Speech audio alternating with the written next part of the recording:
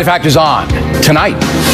I think you're wrong about the mass deportations and going into families. It'll be done in a very humane way, and they'll come back in, and they'll be legal, and people will be happy, and we'll have a country again.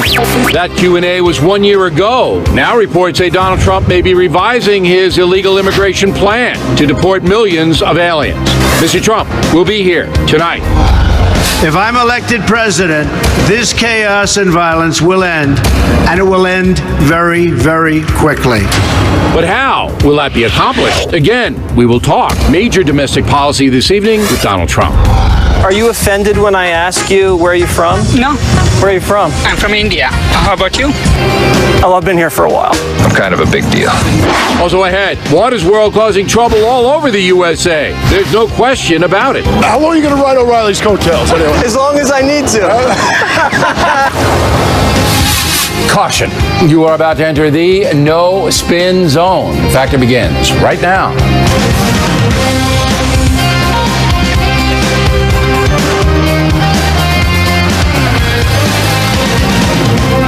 Hi, I'm Bill O'Reilly. Thanks for watching us tonight. What the Olympics say about the USA, that is the subject of this evening's Talking Points memo. The final medal count in Rio shows how much America dominated the games. The USA winning 121 total medals. China next with 70. Great Britain 67. Russia 56. Germany and France both had 42. The games proving that this country remains a superpower not only in military matters, but also in athletics. Look, a pool is a pool. A track's a track. Doesn't matter how much money a country has. It doesn't matter what the social system is. Kenya, for example, dominates long-distance running, and that's a very poor place. The adage is skill gets you to the Olympic Games, but will makes you a champion. And that's very clear that American athletes have the will, the discipline, and the skill to dominate the sporting world. The best image for me was the sight of the American basketball team carrying our flags after winning the gold medal. The team was all minority, players showing pride in their country.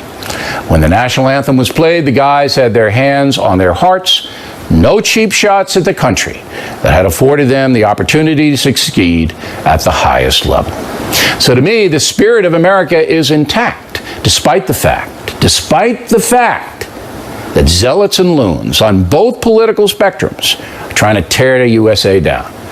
If you believe the far left, we're a bigoted country that actively seeks to destroy young black men. The crazy left also puts out that we want to persecute innocent immigrants, that our economic system is rigged to help the wealthy, that our social system intentionally punishes the poor. All lies, but they are spread by politicians and dishonest media who actively despise their own country. Talking Points is expounded on Black Lives Matter. There's no need to do that again here, other than to say the leadership of that organization hates America. On the other side, there are far-right cranks, the David Duke folks, who refuse to recognize the struggles and achievements of minority Americans. These are hateful people who deserve all the scorn they get. But remember, the media will viciously attack anyone on the far right who offends them, while many far-left people, like George Soros, get a complete pass. That's why the true image of the USA is not portrayed throughout the world, while rank propaganda often is. However, the truth was put forth by our Olympic athletes, who performed magnificently and once again proved that America is a place of tremendous achievement. Yes, the swimmer Ryan Lochte and his friends displayed narcissism and deceit. But other than that, our athletes represented America in a very positive way. We are indeed a country of achievement, opportunity, and success. If you work hard and you work smart and you are honest, you can make it here, no matter who you are. And that's the memo. Now for the top story reaction, joining us from Washington, Charles Krauthammer. And you say? Well, I agree what you said about the Olympic spirit. I agree what you said about the lies the left has told about America. But I'm not quite sure I see how one is connected with the other. Look, the reason that we dominate the medals is because we are, I think, the third most populous nation on earth. We are not the medal winner, the chief medal winner on a per capita basis. Well, there are a lot of Americans. We have a great sporting spirit. We have a great sporting history. We have a lot of great athletes.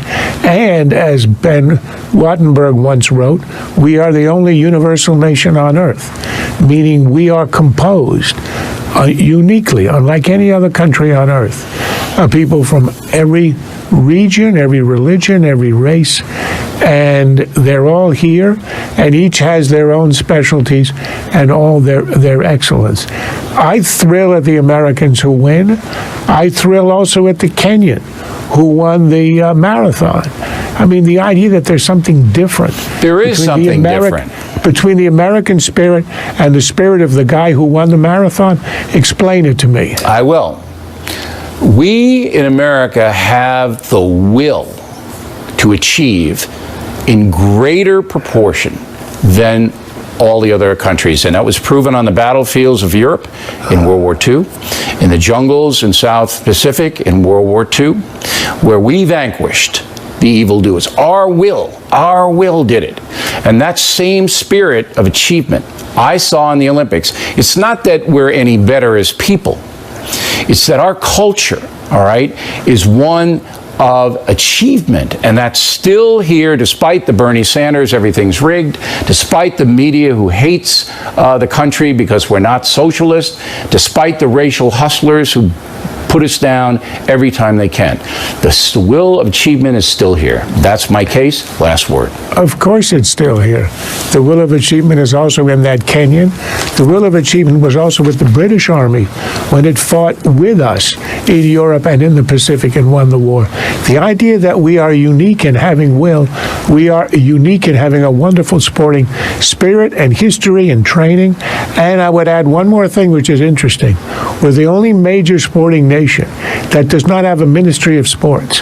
It's all done by the volunteering, by donation, and by people and kids who grow up and want to be excellent. That's right. They want to be excellent. It's not like if you're Chinese and you're 9 years old and they pick you out of a class and they make you do it for 10 years.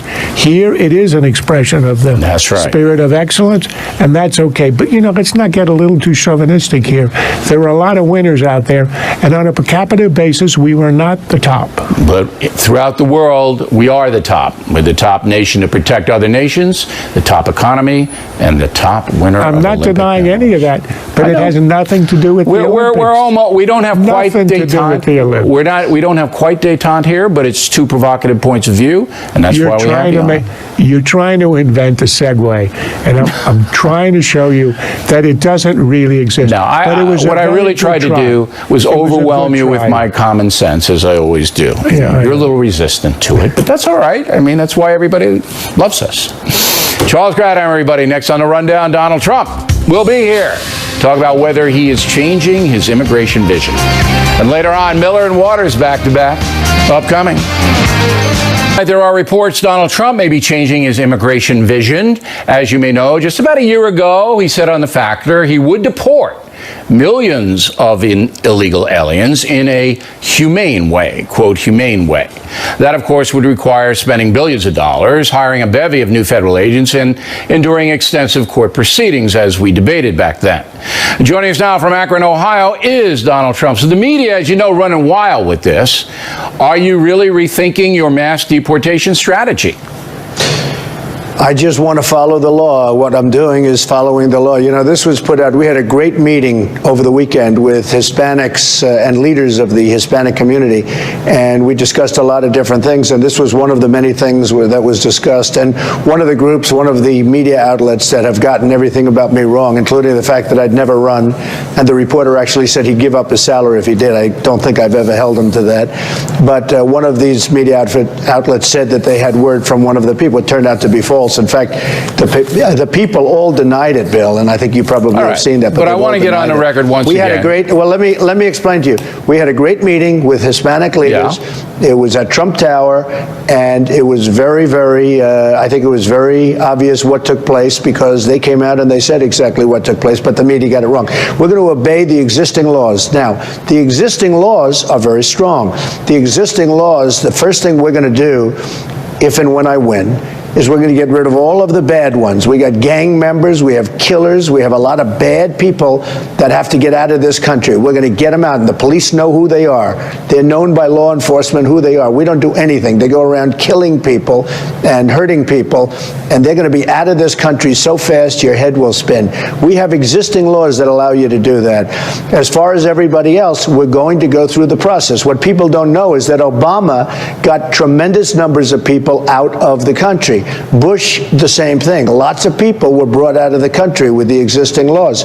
Well, I'm going to do the same thing, and I just said that. Okay, but here's what everybody wants to know. We want to do it in a very humane. Okay. We want to do it in a very humane manner. You're going to have to go through the court system when you deport, as they have to do now. That means you're going to have to add federal judges. You're going to have to do a lot of things to make this thing efficient. Also, and here's the crux of the whole matter, and you know this, the actual seizure of human beings, taking them from their homes and putting them in a detention center so that their illegal alien status can be adjudicated. Do you see that as something? You don't have to put them in a detention center. Bill, you're the first one to mention detention center. You don't have to put them in a detention center. All right, so you wouldn't do that. You keep them in their homes. These people. No, I never said. I never even heard the term. I'm not going to put them in a detention center. Well, you cited Dwight Eisenhower. Mr. Trump, you cited Dwight Eisenhower on this program. It was in 1952. Right. Who, by the way, deported tremendous numbers. Well, he rounded them up. I mean, he did do that. He took them out. And so when you cited him as an example of someone that you would emulate, that's what the conclusion is. Yeah, I said that it's something that has been done in a very strong manner. I don't agree with that. I'm not talking about detention centers. I have very, very good relationships with a lot of people, a lot of Hispanic people. We're talking about it. We're going to get rid of the bad ones. The bad ones are going to be out of here fast. And you know there are plenty of bad ones. Gang members, gang leaders. Sure, you look at Los Angeles, you see what's happening. Right. They're going out fast. They're going to be out of here so fast your head will spin. As far as the rest, we're going to go through the process like they are now, perhaps with a lot more energy, and we're going to do it only through the system of laws. Okay, good. Now I want to play you. And by the way, Bill, that are in existence. I know. I mean, they haven't enforced immigration law since Ronald Reagan in this country. Everybody knows that. Now let's turn to violent crime. I want to play a short soundbite of what you said recently. Go. The chaos and violence on our streets and the assault on law enforcement are really and truly an attack against all peaceful citizens. If I'm elected president, this chaos and violence will end, and it will end very, very quickly. So, how? You have in Chicago a problem. Did you know that murders in Chicago are up 50% this year from last year? I know it. I know it very well. And they can't solve it. They can't solve it. State of Illinois, City of Chicago can't do it. Well, you know why they can't solve it? Because I don't think they have the right people in charge. So, all right. So specifically, how do you do it? How do you do it? I know police in Chicago. If they were given the authority to do it, they would get it done. How? You have unbelievable. How? By being very much tougher than they are right now. They're right now not tough. I mean, I could tell you this very long and quite boring story, but when I was in Chicago, I got to meet a couple of very top police. I said, how do you stop this? How do you stop this? If you were put in charge to a specific person, do you think you could stop it? He said, Mr. Trump, I'd be able to stop it in 1 week. And I believed him 100%. How? Did he tell you how he would be able to stop it in 1 week? He wants to use tough police tactics. But you have to have a warrant to arrest people. You can't beat them up. You have to have a warrant to arrest them. You have to have. All I know is this. I went to a top police officer in Chicago who is not the police chief, and I could see by the way he was dealing with his people, he was a rough, tough guy. They respected him greatly. I said, how do you think you do it? He said, Mr. Trump, within 1 week, week, we could stop much of this. But he didn't tell horror you show that's exactly going on. precisely how, because that's No, and what I we didn't wanna ask know. him because I'm not the mayor of Chicago. But I tell you what, I sent his name in and I said, you probably should hire this guy because you have, you know the expression, you have nothing to lose? Look at what's going on in Chicago. It's horrible. This guy felt totally confident that he could stop it in a very short period of time. So it's a little bit nationwide- like we could win the war a lot quicker if we'd let our generals do the job properly. This was a man. But you have who to have a is strategy, tough. though. What I'm trying to get is you have to have a strategy. I'm sure he's got a strategy. I Okay, didn't but ask him a you're going to be, strategy. I just saw, if you're president, you're going to have your strategy. So let's just take a very micro okay. issue.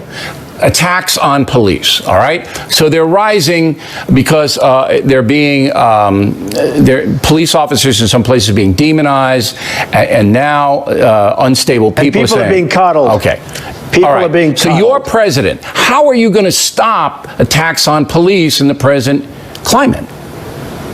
Well, first of all, we need somebody that's going to be a cheerleader for the police to an extent. Right now, I just left the Akron police and some other people, and they are terrific people, and they feel like they're being left behind by our leadership. They're not being respected by our leadership, and they literally, they don't have spirit. They lose their spirit.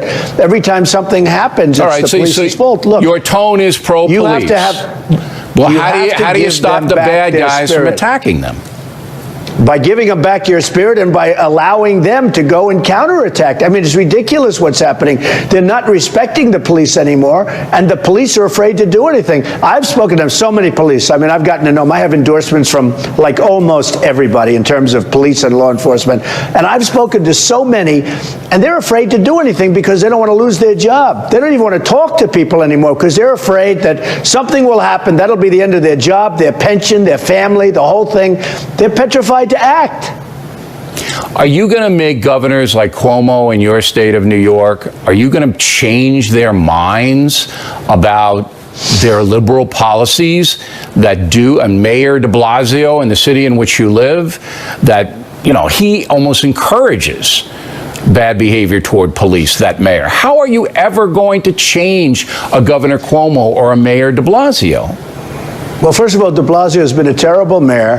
The police have no respect for him whatsoever. They dislike him tremendously. And in fact, for a period of time, a long period of time, and they'd like to do it again, they turn their back whenever he speaks. I mean, they literally turn a whole But how are police you force going to turns its change back him when and he change speaks. policies? They're going to have to change themselves. All I can do is from the top, I would be very, very strong in terms of being a cheerleader for the police. They do a great job, and they're not recognized for it. And when they do have a problem, when something happens, whether it's a road cop, which can happen, or whether somebody makes a mistake, it's on your show and every show for the next 2 weeks. It's very unfair. And I was saying the other day, they can do 200,000 great acts. 200,000. And one bad one, whether it's, again, bad or whether it's a mistake, who knows? And it's on the evening news for 2 weeks. That's they an don't excellent talk about point. the 200,000 good things. The media has been derelict in that as well. Maybe we have to let people know the good aspects of the police, which nobody wants to cover. Now, we're going to have more with Mr. Trump in a moment. We're going to talk about his campaign and how it stands now. Then later, Miller on the African-American vote and Waters causing his usual trouble. Those reports after these messages.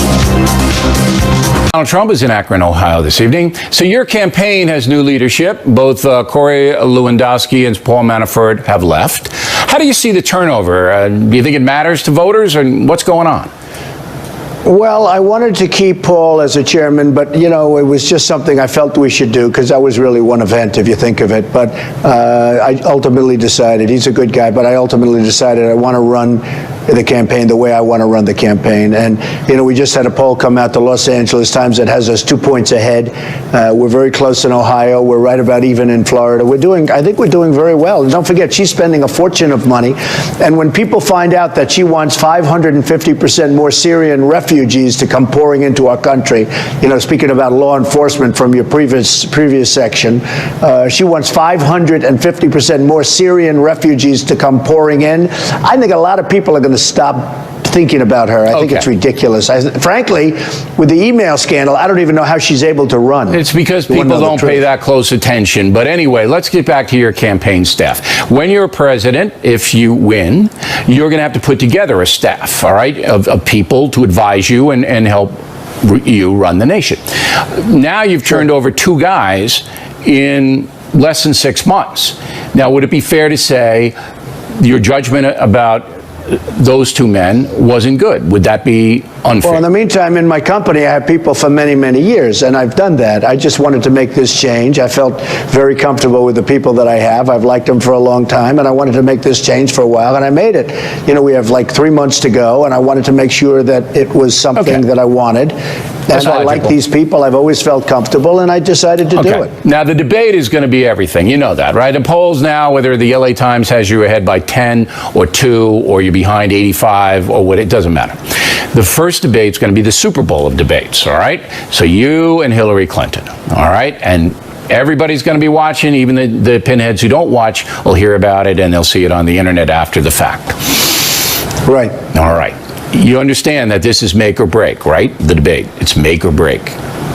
Well, I think it's going to be very important. I don't know if it's make or break, but I've done well in the debates. I had 17 people in the debates, and, you know, I'm the one that survived, and I've enjoyed the debating process. I never debated before professionally or as a politician, because I was never a politician before. But we had 11 debates that I participated in, and according to everybody, I did very well. All right. Now, are you going to call her Crooked Hillary during the debate? I mean, are you going to do that, or are you going to keep it at a issue-based? Well, I'm not going to say what I'm going to be doing, but I'll be doing what I'll be doing, and she's going to do what she's going to do, and we'll see what happens. But you must be preparing, right? I'm sure you got people in your organization that are preparing. You're preparing now. You're going to have stacks of research, and there's got to be ways in which to go. I'm just trying to get the tone and what and of course that could change in 30 days. But the tone right now is: are you going to be the guy you were in the Republican? Boom, take no prisoners, or are you going to be a little bit more measured? Well, I don't want to really say that. I'm not sure exactly which way I'm going to go, but I may be the way I was, and I may be a much different person. I can't tell you. All right. I don't think I'd tell you. You know what? If I knew, I don't think I'd tell you, frankly. But it'll be an interesting period of an hour and a half. I guess it's scheduled for, and I can't wait. A pretty big audience, almost as big as the O'Reilly factor. Well, right? you should have me moderate the debate. I mean, and then, I mean, it's gloves off. I'll bet you'd be fair, too. All I would. As a fair moderator. I'll be absolutely fair to both of you, as I have been in this campaign so far. My job is to let the folks see you and Secretary Clinton as best I can put you in focus. Not to push any agenda and not to do anything. And you know that. You get mad at me sometimes. But that's my job. Last question for you. They have said that this has been the worst 2 weeks of your campaign. All right. And now you have the new management, and now you're doing things a little bit differently. Do you feel that the last 2 weeks, beginning pretty much with the Muslim family, were the worst part of the campaign? I don't think so. I mean, they'd ask me a question, I give them an answer. Like, for instance, when I said that President Obama was the founder of ISIS and he's going to get the MVP award next week, and then they say, well, Mr. Trump knows he wasn't the founder of ISIS. You know, they take it and they dice it up and chop it up. Sure. And it's very unfair. No, I don't think so. I think I've done very well. I think, frankly, the media, and you know this because you cover it all the time, in the history of politics, there's never been a more hostile media than to Donald Trump. So they'll take a perfectly good statement that I make, dice it up, chop it up, and then cover it for 3 days solid on some of the other networks. You may be right about that. Not too much. You may be right about that. I think we did very well, and I think the last week, and I think you've seen this, I think the last week has been the best week that I've ever had from the beginning, and that starts with the primaries.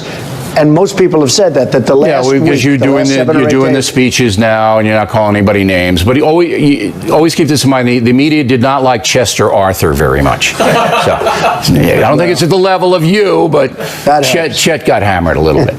All right, Mr. Trump, as always, thank you for your time. We appreciate you being accessible, and we're hoping Hillary Clinton will come on The Factor as well. Plenty more ahead as The Factor moves along this evening. Dennis Miller, some thoughts on the African-American vote and the controversy surrounding it. And waters, churning the waters. How many Teamsters does it take to pave a road? 37. You got a problem with that? I don't.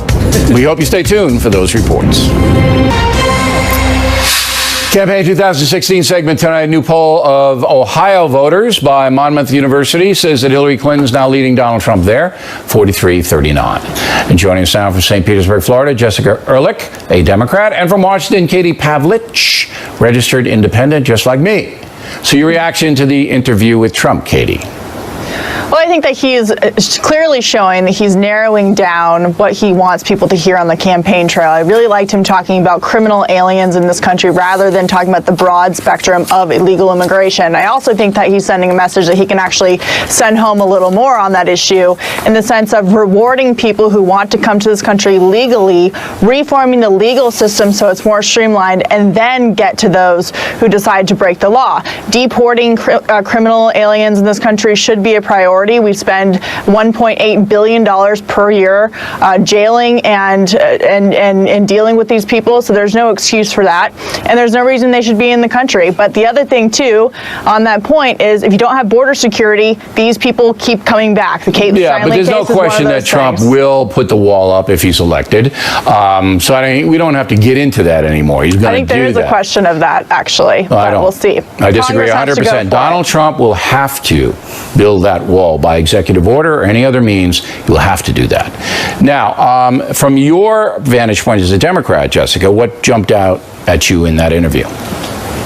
Well, I think that he needs to start watching a little bit more O'Reilly factor, because he missed the memo that the biggest bête noire of going on for one of your debates is to have specificity. And I think over and over again, it was clear that Mr. Trump's policies lack any kind of specificity. He says, I spoke to this guy, I spoke to that guy, they're going to come in and do this, that, and the other thing. Yes, he is sharing the general outrage that voters feel in this country, but he's not giving any plans to fix it. He just says, I'll do it and I'll do it better. Well, you know, that's not necessarily how things work in Washington and when you're the president of the United States. No, but it got him the nomination, did it not?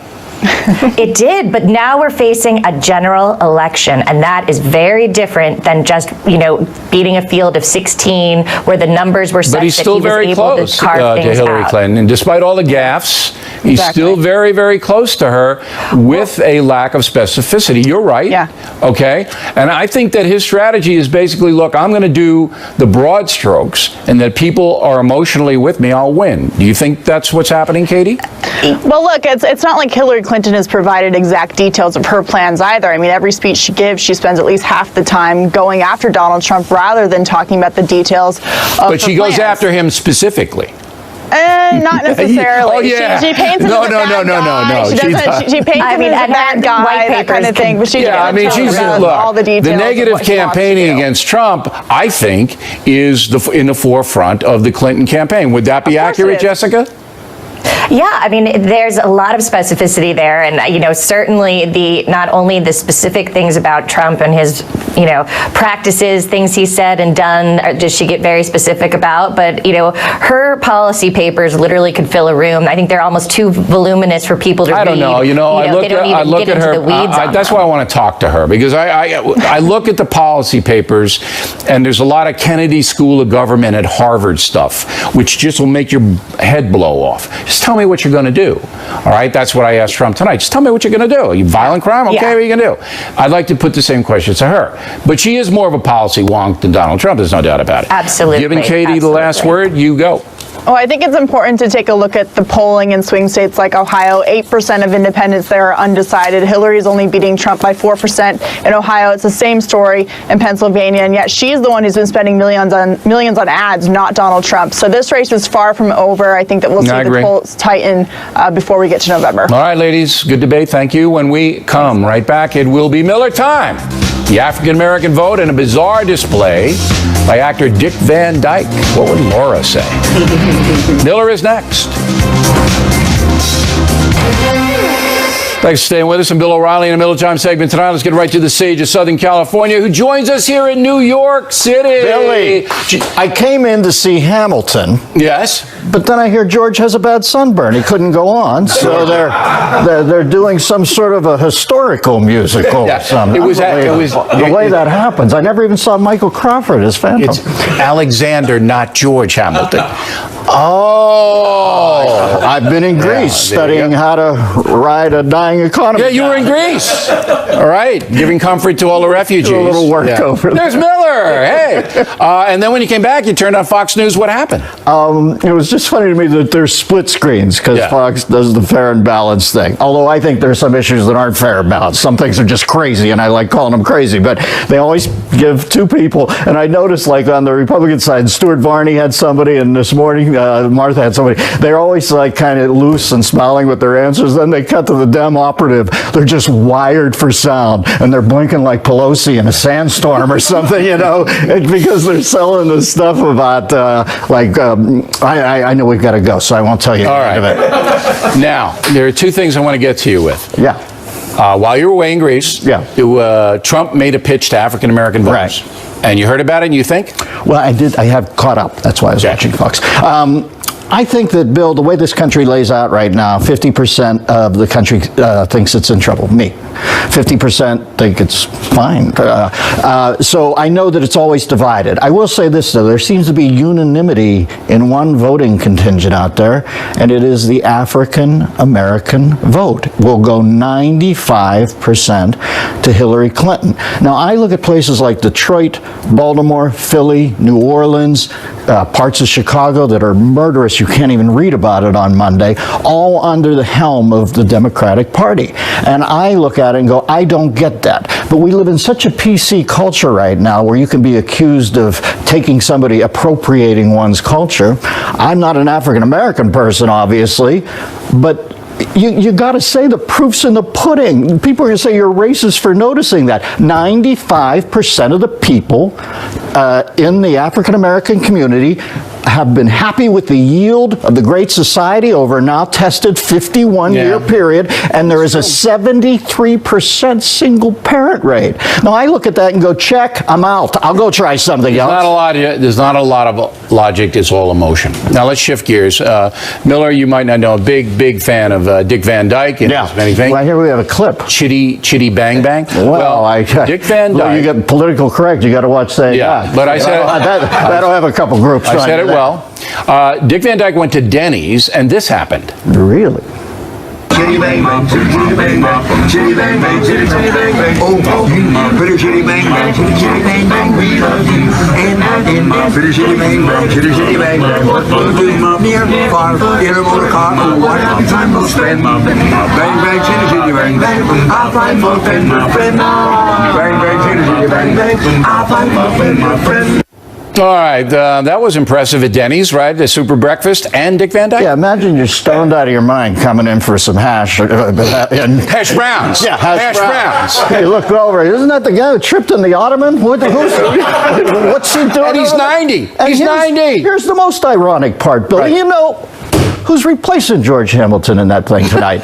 Jerry Van Dyke. Jerry Van Dyke. All right, bye-bye. Dennis Miller, everybody. There he is, just back from Greece. Waters on deck. Do you guys understand how much chaos Waters is causing all over the USA? Do you understand it?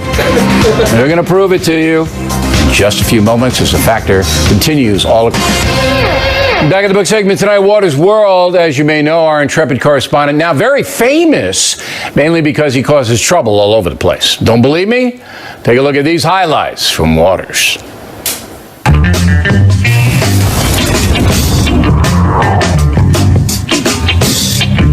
I personally love to have a glass of wine and a couple tokes of a J, and that puts me in a really nice place for the evening. But a J is a joint, right? A J is a joint, exactly. Did you get a contact high already, Jeff? What do you feel like right now? I feel very calm. Is that a joint, man? You don't have the munchies? I don't. Do you? What are the munchies? So this is a marijuana cigarette? And you smoke it through the filter. Yeah? I won't go schizo, will I? Stop laughing, man. Some donuts. Waters World donut going down the hatch. That boy is a P.I.G. pig. Now, if a man says to a woman, "I love your shoes," do you find that offensive? Not at all. You know, I think that could really be taken as a microaggression. I really admire your shoes. Now, if I tell a woman, "Oh, I love your shoes," It's fine, I think. do you have a foot fetish? Yes. Right. Don't women like compliments? They should, unless they're crazy. A lot of them are. If you see someone and you say, "Oh, where are you from?" That's just something that is really disproportionately targeting people and trying to pigeonhole them in a certain way. It might hurt someone's feelings, make them feel like they don't belong in the area, so it might be a bit hurtful to them. Are you offended when I ask you, where are you from? No. Where are you from? I'm from India. How about you? Oh, I've been here for a while. I'm kind of a big deal. People know me. Do you have a problem with Christmas break? Yeah, Christmas. Oh! You're gonna get coal in your stocking. Ho, ho, ho. I think that hat might be a microaggression. I don't care. Doesn't bother me. I want you to say in Indian, "I'm waters and this is my world."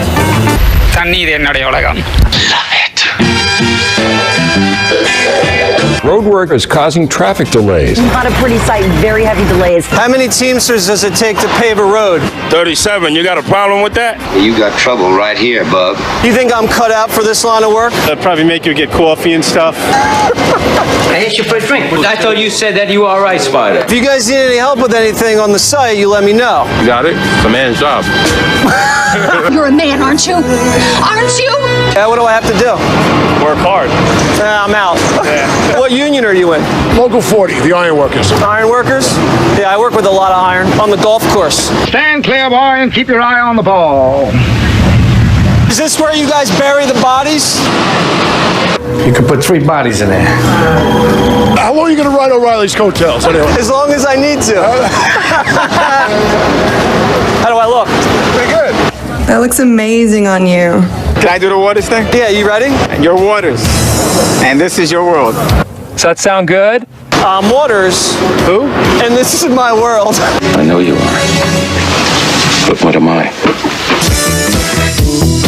All right, Water's on vacation, so that's why we did that. In a moment, factor tip of the day, a bumper sticker not flattering to me. The tip, moments away. Factor tip of the day, an anti-factor bumper sticker. In a moment, where do you see this? But first, 3 weeks from tomorrow, Killing the Rising Sun will hit the marketplace. Advance order is very strong, more than 1 million copies first run. And if you pre-order the book on BillO'Reilly.com, you'll get it first. Also, if you become a BillO'Reilly.com premium member, you'll get it free.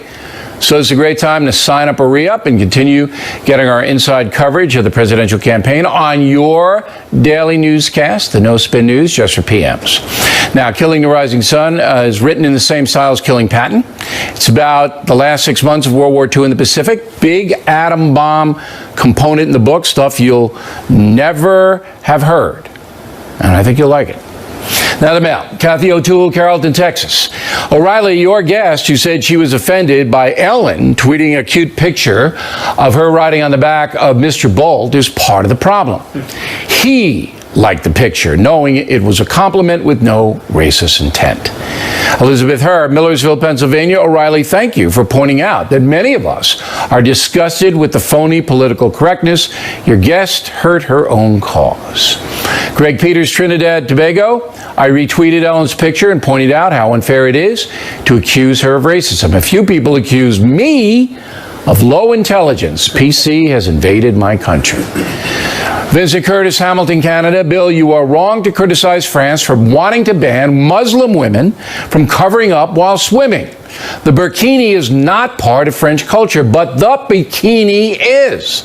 The French are entitled to decide for themselves what's appropriate. It's the bikini or nothing. Let me get this straight, Vince. According to you, all ladies swimming in French waters should be required to wear bikinis or nothing. Is that what you're saying? Good grief, man. Are you related to Hefner? Gene Walker, Huntley, Illinois. The report from Jesse Waters at the new Ground Zero shopping mall was his finest hour. He did not make fun of those he interviewed for once. I could begin to like him if he kept this up. I wouldn't count on that, Gene, but we'll see. Sharon Newpower, Charlotte, North Carolina, recently received my free gift, becoming a BillO'Reilly.com premium member. The pen and mug are high quality, and knowing you give your profits to charity makes my satisfaction even sweeter. Well, I appreciate that, Sharon. Welcome aboard. Sumiko Post, Hawthorne, California. Love Legends and Lies, The Real West, and the Patriots. What's next? Legends and Lies, The Civil War. Sumiko, we're shooting it now for next spring. Legends and Lies, Patriots book, still going great, still smoking. We hope you check it out. Finally, the factor tip of the day. There is a bumper sticker being sold. It's very curious. It says, "You keep your Bill O'Reilly, I'll keep my Bill O'Rights." How delightful. Cost 40 cents, appropriate, considering the accuracy of the message. Come on. Also, they may be keeping the price low for all you Bernie Sanders fans out there. Now, the bumper sticker comes out of a far-left outfit in Minneapolis, and I really don't understand it. I'm all for the Bill of Rights, as everybody knows, and one of our most cherished freedoms is that folks have a right to be morons, which this bumper sticker company has truly embraced. Factor tip of the day.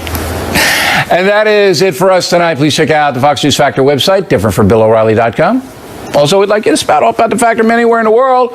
O'Reilly at FoxNews.com, O'Reilly at FoxNews.com, name and town. If you wish to opine, word of the day, no bathos. Writing to the Factor. And tomorrow, a special report on what celebrities are tweeting about Donald Trump. Man. Again, thanks for watching us tonight. I am Bill O'Reilly, and please always remember that the spin stops here. We're definitely looking out for you.